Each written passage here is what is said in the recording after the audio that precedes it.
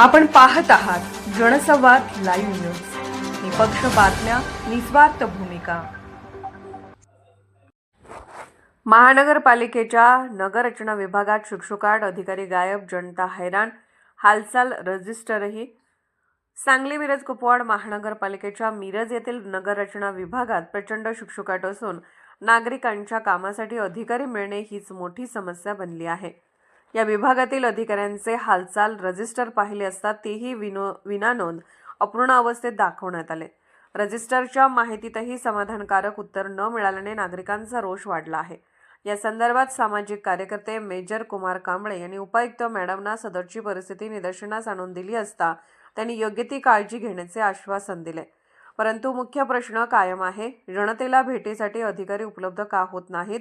ऑफिसमध्ये बसणार कोण? नगररचना विभाग हा मनमानी पद्धतीने चालवला जातोय काय, असा संतप्त सवाल मेजर कुमार कांबळे यांनी उपस्थित केलाय.